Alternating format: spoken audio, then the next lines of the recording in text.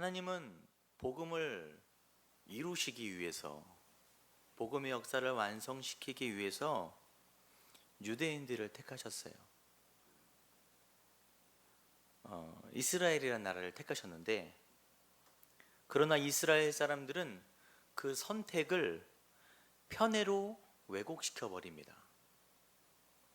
인종적 우월주의, 교만과 증오로 자신들을 채워갔어요. 또 그러한 전통들을, 이방 사람들을 멸시하는 전통들을 발전시킵니다. 그래서 유대교는 이기적인 종교가 되었어요. 그들에게 이방 사람들은 개와 같은 존재로 여겨졌습니다. 굉장히 이기적인 말이죠. 다른 이방 사람들을, 다른 나라 사람들을 개처럼 여기는 거예요. 여러분, 이것이 이방 사람들에게 문제가 있는 것입니까? 누구에게 문제가 있어요? 유대인들에게 문제가 있었어요. 하나님께서 이 시대에 교회를 택하셨죠. 교회가 이 시대의 대안이고 하나님 나라의 대안인 것은 맞습니다. 교회는 너무너무 중요한데, 그러나 교회는 세상을 품고 복음을 전하기 위해서 존재하는 곳이에요. 세상의 배타적인 교회는 과거 유대인들의 모습과 다를 바가 전혀 없는 것입니다. 오늘 본문은 신약에서 아주 중요한 분기점입니다. 아주 중요해요. 하나님이 그토록 준비해 오신 것이 실행되는 그런 장면입니다. 이방 사람 고넬료와 그 가정이 구원을 받는 거예요. 이제 복음이 이스라엘 안에 머물러 있다가 이스라엘 인근에서 이제 세계로 뻗어나가는 그런 아주 중요한 분기점의 본문인 것입니다. 중요한 것은 오늘 본문이 어떻게 고넬료가 이방 사람인데 예수를 믿게 되었느냐에 관심이 있는 게 아니에요. 반대로 어떻게 베드로는 마음을 바꿔서 고넬료에게 복음을 증거했느냐, 여기에 관심이 더 많습니다. 베드로도 어쩔 수 없는 유대인이잖아요. 나서부터 유대인이고 그 전통이 익숙한 사람인 거예요. 날 때부터 이방 사람은 개라고 들은 거예요. 복음은, 메시아의 그 구원은 자신들의 민족만을 위한 것이라고 어렸을 때부터 자연스럽게 쇠뇌 교육된 사람입니다. 그래서 하나님께서는 베드로의 마음을 조금씩 단계별로 바꾸어 가세요. 여러분, 저희가 사도행전 쭉 보고 있는데 사도행전 8장에 빌립 집사가 박해를 피해서 가다가 사마리아 성으로 들어갑니다. 사마리아 사람들에게 복음을 전하자 사마리아 사람들이 예수를 믿은 거예요. 여러분, 사마리아라는 지역은 이스라엘 안에 있는 지역이 맞습니다. 같은 동포예요. 동족이지만 정통 유대인들이 사마리아 사람들을 개처럼 여기는 거예요. 왜냐하면 과거에 아수르나 바벨론에게 점령당했을 때 혼합 정책으로 그 나라들이 사마리아 지역에 외국 사람을 막 유입시켜서 사람들이 섞여버린 거예요. 그래서 정통 유대인들이 사마리아 사람들을 그렇게 멸시했습니다. 개처럼 여겼어요. 그들도.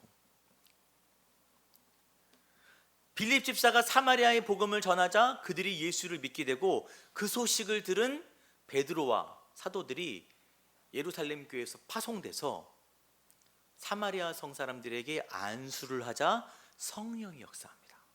베드로가 그걸 봤어요. 사마리아 사람들에게도 성령이 역사하는구나. 베드로가 깨닫게 됩니다. 그래서 베드로의 마음이 조금씩 변하고 있는 거예요. 지금 그 증거로 지난주 마지막 본문이 베드로가 요빠에 있는 한 집에 머무는데 그 집이 무두장이 시몬이에요. 여러분, 무두장이는 가죽 다루는 사람이라고 제가 지난주에 말씀드렸어요. 가죽을 다루려면 동물이 죽어야 되죠. 이스라엘 사람들은 죽은 시체나 동물들을 만지지 않았어요. 부정하다 그래서. 그러니까 자연스럽게 무두장이는 부정한 직업인 거예요.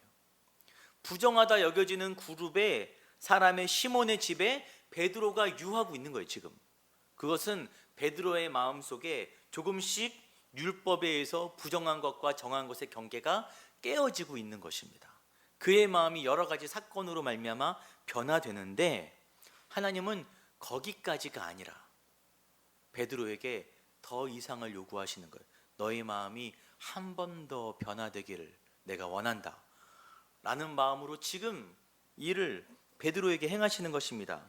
하나님이 마음을 두시는 저 이방 사람들이 있는데, 저 사람들이 있는데, 너희가 그토록 개처럼 여겼던, 너희의 복음에서 배제했던 그 사람들이 있는데, 이제 그 사람들에게까지 나의 복음이 증거되어야 되는데, 베드로야, 그 일을 감당해다오.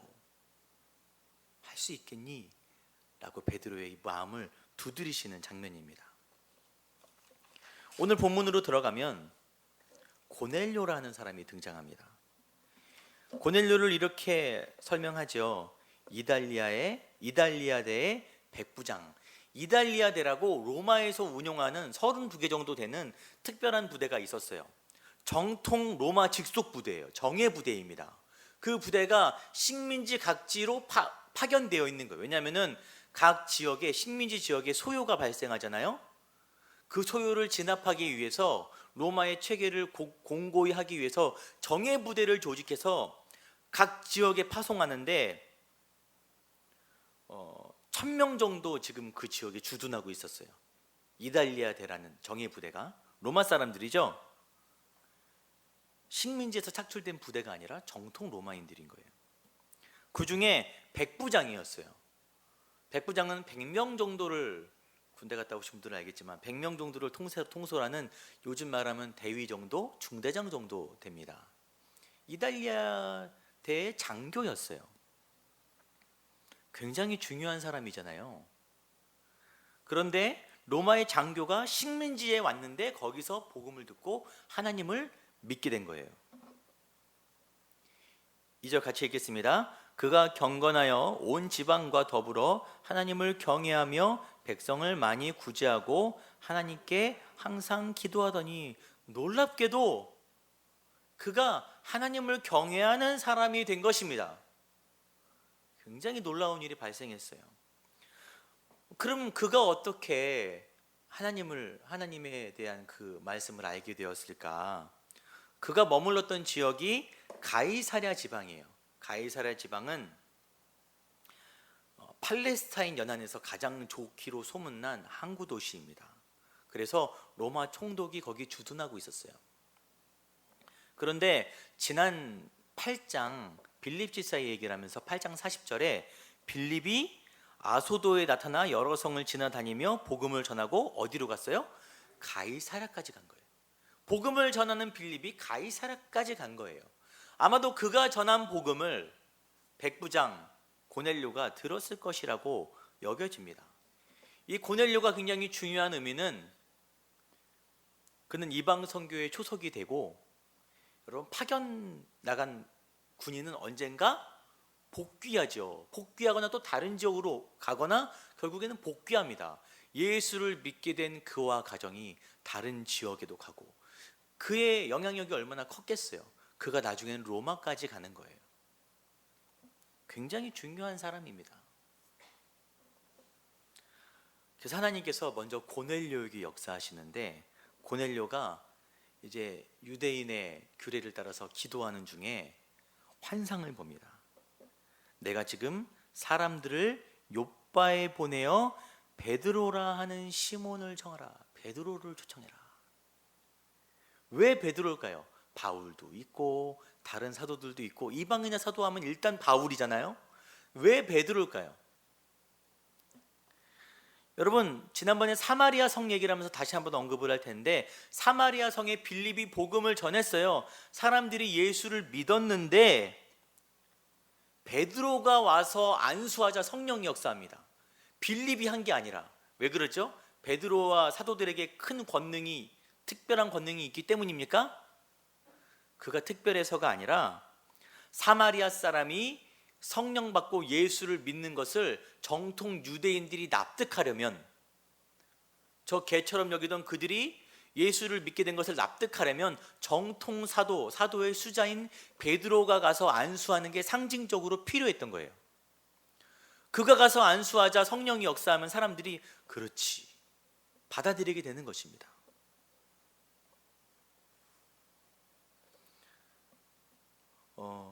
이방인을 향한 선교 역시 이 사건이 나중에 15장으로 가면 이 사건 때문에 예루살렘에서 회의가 열려요.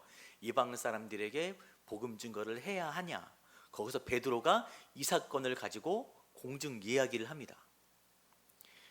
유대인들에게 이방인에 대한 선교가 받아들여지려면 정통 사도의 수장인 베드로가 가서 안수하고 복음을 증거하는 일련의 상징적인 과정이 필요했던 거예요. 그래서 사도 바울이 회심한 이야기가 사도전에서 진행되다가 갑자기 몇 장을 뚝 떼갖고 베드로의 얘기가 갑자기 등장합니다. 이방인에게 복음이 넘어갈 때 갑자기 베드로가 등장하다가 금방 사라져요. 계속 사도 바울의 이야기가 이어지는데 갑자기 베드로가 등장하는 이유는 그 모든 과정을 그가 공증해 주기 때문에 그가 등장하는 것입니다. 고넬료가 베드로를 초청하기 위해서 이제 사람들을 보냅니다. 자기의 충복들을 이제 가서 한 50km 정도 남쪽에 떨어져 있는 욥바에 가서 베드로라는 사람이 무두장이 시몬의 집에 있다고 하나님께서 말씀하셨으니까 데리고 와라. 그들이 가는 중에 베드로 역시 환상을 보게 돼요. 어떤 환상을 보게 되냐면은 하늘이 열리고 한 그릇이 내려오는데 그 안에 땅에 있는 각종 네 발 가진 짐승과 기는 것과 공중에 나는 것들이 다 있는 거예요. 그가 식사를 할 때쯤에 배고플 때 식사를 준비할 때 환상을 보는데 그 큰 그릇이 내려오는데 그 안에 각종 땅에 있는 모든 짐승, 하늘을 나는 모든 짐승이 다 들어있는 거예요. 그런데 하나님께서 베드로에게 말씀하시되 먹으라, 이것들을 잡아먹어라 라고 하는 거예요. 그런데 레위기 11장에 보면 먹지 말아야 할 짐승들에 대한 얘기가 있습니다. 대표적인 게 돼지 좋아하시죠? 저는 돼지를 좋아해요. 구약시대 살면 큰일 날 뻔했어요. 돼지가 최고죠. 돼지를 못 먹는 거예요. 굽이 있는 갈라진. 그래서 베드로도 보니까 그 가운데 먹어도 되는 동물들도 있지만 먹지 말아야 될 동물들이 섞여 있으니까 하나님, 난 못 먹어요. 그럴 수 없습니다라고 말하게 됩니다. 그에 대한 하나님의 대답은 같이 읽겠습니다. 하나님께서 깨끗하게 하신 것을 내가 속되다 하지 말라 하더라. 내가 깨끗하다 하는 것을 네가 속되다고 하지 말아라. 여러분, 베드로는 주여 그럴 수 없습니다라는 말을 전에도 했었어요. 언제 했냐면은 마태복음 16장 22절에 예수님이 이제 내가 십자가를 향해서 나아가야 된다, 내가 죽어야 된다라고 말하자 베드로가 예수를 붙들고 항변하여 이르되 주여 그리 마옵소서. 그럴 수 없습니다. 또 예수님이 마지막에 그의 발을 씻겨주려고 하자 어떻게 스승이신 하나님의 아들이신 예수님이 제 발을 종처럼 씻어줄 수가 있습니까? 내 발을 절대로 씻지 못하시리이다. 베드로는 과거에도 주여 그럴 수 없습니다를 여러 번 했어요. 왜 했죠? 예수님이 죽는 것을 말리기 위해서. 하나님의 아들이신 예수가 자기의 발을 종처럼 씻기는 것을 감당할 수 없기 때문에 그러지 마세요라고 하는 거예요. 여러분, 둘 다 좋은 의도인가요? 나쁜 의도인가요? 좋은 의도죠. 좋은 선한 의도입니다. 예수님을 사랑하는 마음에서 하는 의도인 거예요. 베드로가 그 음식들을 부정한 것을 먹지 않겠다라고 하는 것도 내가 정결한 하나님의 백성으로서 정결을 지키기 위한 이야기지 그냥 거부하는 게 아니란 말이에요. 그러나 이 세 번 다 의도는 선한 것이었지만 하나님의 뜻은 달랐어요. 정결법보다 중요한 것은 하나님의 뜻인 줄 믿으시나요? 성도로서 우리가 당연하게 여겼던 것들이 있어요. 마땅히 여기는 것들이 있어요. 하지만 우리가 지켜왔고 따라왔던 그 모든 것들보다 더 중요한 것은 하나님의 뜻입니다. 그런데 하나님의 뜻을 어떻게 목사가 앞에서 말하면 다 하나님의 뜻입니까? 아니죠. 하나님의 뜻을 잘 분별해서 내가 가고 있는 잘못된 방향들을 수정해야 되는데, 그러기 위해서는 말씀을 여러분 똑바로 봐야 됩니다. 여러분 스스로 말씀을 잘 보고 좋은 말씀을 골라 듣고 똑바로 봐야 돼요. 제가 강해를 하는 이유도 성경의 전체 흐름을 같이 보는 거예요. 그래야지 성경을 오해할 일이 없기 때문에. 그래서 복음의 흐름이 구약부터 신약까지 어떻게 이어져 왔는지 잘 보면 그 흐름이, 제가 사도행전 처음에 이야기를 할 때 사도행전, 성령행전은 아직도 끝나지 않았다 그랬어요. 갑자기 끝나거든요, 사도행전 내용이. 지금도 성령의 역사는 이어지는 거예요. 지금까지 이어지는 그 성령의 역사가 어떻게 이루어지는지 성경의 큰 흐름을 볼 때 지금도 보여요. 그렇게 하나님이 이 시대에 원하는 뜻이 무엇인지 분별해 가는 것입니다. 여러분, 저와 저희 성도님들 여러분들이 그런 시야가 있기를 바랍니다. 그래서 내가 생각하는, 내가 당연하게 교회는 이래야 돼, 성도는 이래야 돼, 여러분 그런 것이 아니라 말씀이 그렇게 정하신 대로, 말씀이 요구하신 대로, 성령이 이끄시는 대로 바른 길로 나아가는 그런 성도님들이 되시기를 소망합니다. 지난주에 말씀드렸듯이 베드로가 지금 머무는 곳이 욥바예요.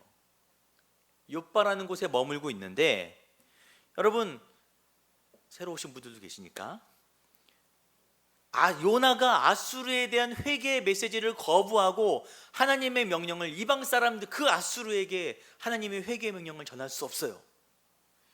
그래갖고 도망가던 항구가 욥바예요. 그래서 유대인들의 배타적인 신앙의 상징과도 같은 지역 욥바입니다. 그곳에 지금 베드로가 머물러 있다는 것은 굉장히 중요한 분기점인 거예요. 유대적 배타주의에서 이제 다시 변화되기를 원하시는 것입니다. 지금 본문에서 하나님께서 중요하게 여기시는 것은 이방인들에게 복음을 전하는 것인데, 아직 베드로의 마음에는 이방인들에 대한 편견이 남아있는 거예요. 그래서 하나님이 그 환상을 3번이나 무려 반복해서 먹어라, 그럴 수 없습니다, 내가 깨끗하던 것을 네가 거부하지 말아라, 3번이나 강조해서 보여주세요. 베드로가 이 환상으로 말미암아 의아했다라고 얘기합니다. 뭐지? 음식을 먹으라는 건가? 다른 의미인가?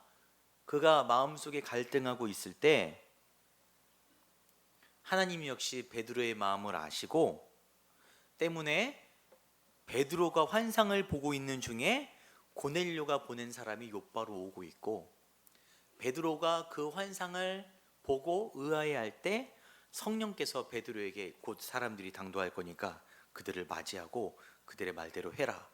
그들이 베드로에게 찾아와서 하는 말이, 그들이 대답하되 백부장 고넬료는 의인이요 하나님을 경외하는 사람이라. 유대 온 족속이 칭찬하더니 그가 거룩한 천사의 지시를 받아 당신을 그 집으로 청하여 말을 들으려 하느니라 한대. 베드로에게 그 보여주신 환상의 뜻이 무엇인지 하나님이 사람들을 통해서 알려주시는 거예요. 베드로는 과거에 예수님이 하신 말씀을 기억하고 있어요. 여러분도 아시는 말씀, 복음이 예루살렘과 온 유대와 사마리아와 땅끝까지 전해질 거란 이야기를 들었습니다. 사마리아 성의 사건으로 말미암아 예루살렘에서 온 유대로 가고 사마리아로 가면은 땅끝으로 가야 되나, 복음이? 어느 정도는 알고 있었겠지만 이제 모든 것이 명확해졌어요. 베드로에게 하나님의 뜻이구나. 그래서 23절 같이, 중요한 절이에요. 같이 읽겠습니다. 시작. 베드로가 불러들여 유숙하게 하니라. 베드로가 이방 사람, 그 파송된 사람을, 찾아온 사람을 50km 떨어졌으니까 얼마나 힘들어요. 쉬었다 가자, 자고 가자 그래갖고 같이 유숙하는 거예요. 이게 왜 중요하냐면은 이 집이 무두장이 시몬의 집이에요. 부정하다 여겨지는 사람의 집입니다. 지금 그의 집에 누가 있어요? 무두장이 시몬이 있었고, 하나님의 사도인 정통 유대인 베드로가 있었고, 이방 사람 고넬료가 보낸 사람들이 같이 집에 있는 거예요. 하나님이 어떤 환상을 보여주셨죠? 그릇이 내려오는데 정한 것과 부정한 것들이 한 그릇에 있는 거예요. 지금 무두장이 시몬의 집에 정통 유대인과 부정하다 여기는 사람들과 이방 사람들이 같이 자는 거예요. 원래 유대인들은 부정한 사람들과 먹지도 자지도 않습니다. 그 집에 안 가요. 근데 베드로는 다 불러들여서 같이 자는 것입니다. 하나님의 환상, 하나님의 뜻이 이미 고넬료의 집에 가기 전에 이 장면에서 이루어지는 거예요. 베드로의 마음이 완전히 변하는, 저는 고넬료에게 복음을 증거한 것보다 이 장면이 더 은혜가 되더라고요. 그 증거로 베드로가 이제 그 사람들과 함께 고넬료에 머무는 가이사라로 가서 그와 그의 집에 복음을 증거해요. 그러자 성령께서 그의 집 가운데 역사하시는, 예루살렘 가운데 역사하셨던 그 성령, 사마리아 성에 역사하셨던 그 성령이 동일하게 이방 사람 고넬료의 집에 역사된 거예요. 베드로도 깨닫고, 베드로와 함께 했던 사람들이 있거든요. 유대인들, 그들도 다 깨닫게 되는 것입니다. 하나님이 이방 사람들을 사랑하시는구나. 여러분, 이스라엘 백성들이 가나안 땅에 들어갈 때 하나님이 가나안 원주민들과의 접촉을 완전 금지시켜요.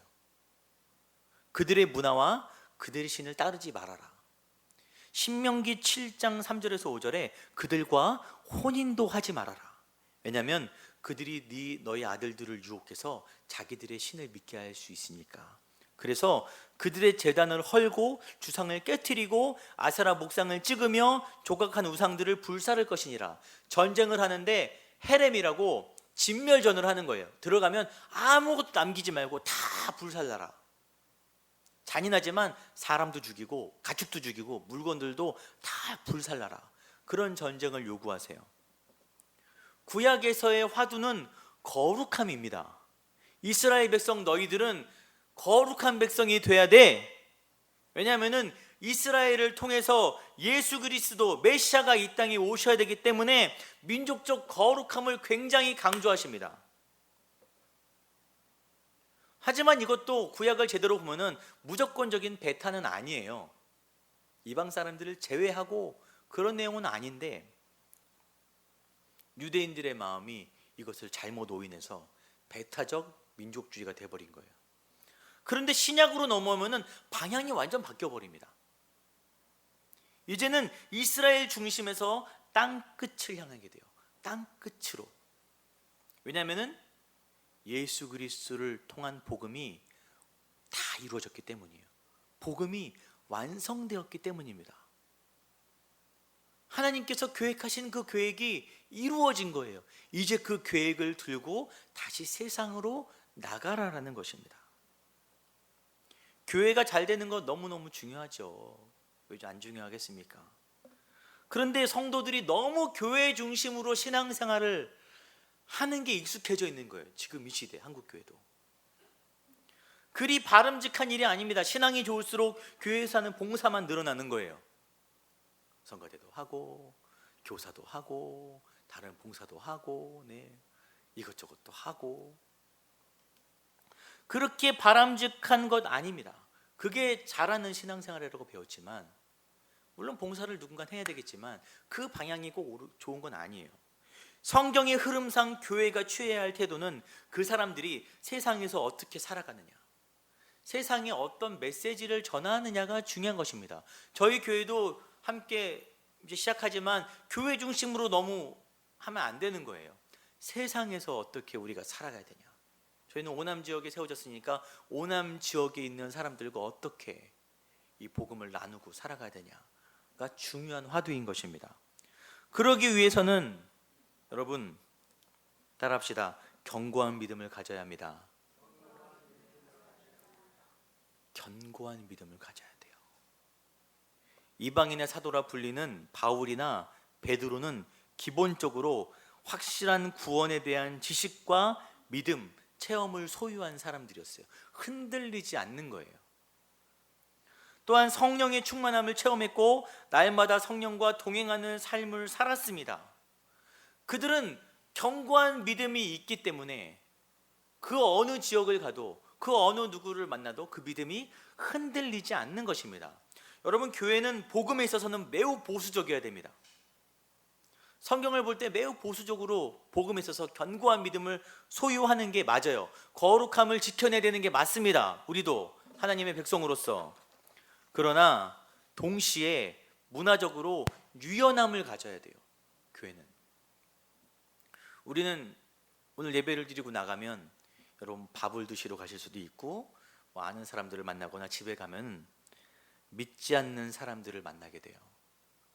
타종교 사람들도 만나게 되죠. 불교를 믿으시거나 다른 종교를 믿으시는 분들을 어떻게 대해야 될까요? 오남 지역에 외국인 노동자분들도 많이 계세요. 저희가 얼마 전에 안미선교회라고 함께 지원을 해드렸는데 외국인 노동자들을 섬기는 교회인 거예요.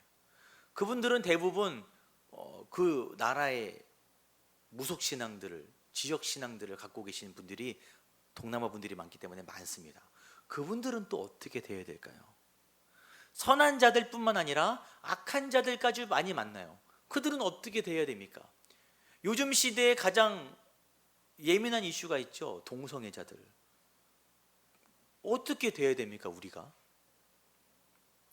성도로서 그런 다양한 사람들과 함께 살아가야 되는 이 시대에 우리가 어떻게 해야 되냐는 거예요. 하나님께서 고넬료와 그의 가정 가운데 역사하신 것과 고넬료에게 찾아오셔서 천사가 베드로를 부르라 하신 말씀과 그가 그대로 따르는 모든 이야기들을 듣고 또 자기에게 행하신 하나님의 그 역사하심을 다 종합해 본 결과 이렇게 이야기하죠. 같이 읽겠습니다. 베드로가 입을 열어 말하되 내가 참으로 하나님은 사람의 외모를 보지 아니하시고 각 나라 중 하나님을 경외하며 의를 행하는 사람은 다 받으시는 줄 깨달았도다. 여기서 외모는 외적인 환경이나 혈통을 말합니다. 하나님은 그런 환경이나 혈통을 보지 않고 하나님을 경외하고 의를 행하는 사람은 다 받으신다. 근데 이 말로는 좀 우리에게 적용하기가 좀 힘든 게, 그러면 외적인 조건이 아니라 하나님을 경외하는 사람들이 다 구원을 받느냐?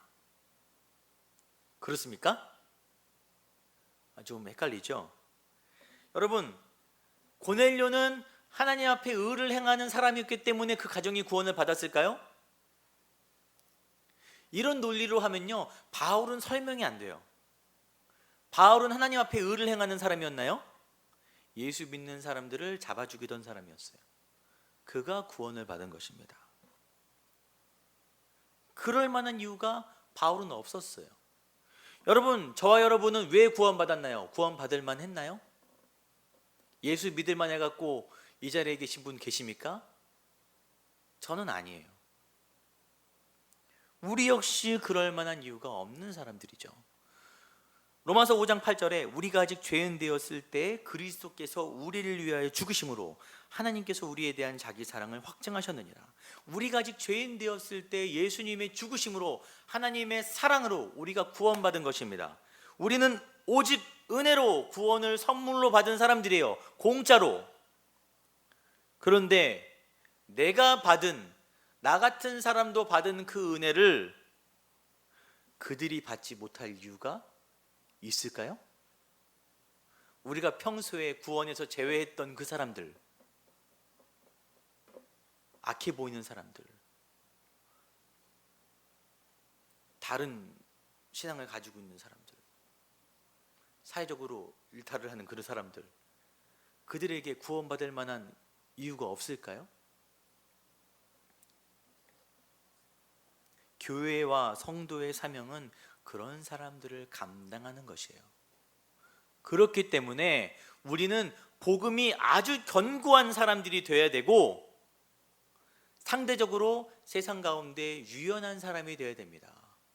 바울은 복음을 증거하기 위해서 비난 사람들을 만나면 비난 모습으로, 부한 사람들을 만나면 부한 모습으로, 이방 사람들을 만나면 이방 사람들의 모습으로 그들에게 나아갔어요. 사랑하는 성도 여러분, 우리가 지금 세상 가운데 만나는 사람들은 다 하나님의 교회 안에 있는 사람임을 믿으시기 바랍니다. 그런 마음으로 여러분 혹시나 마음속에 제외했던 사람들이 있다면 그들에게도 복음을 증거해 줘야 돼요. 그들과 어울려야 됩니다.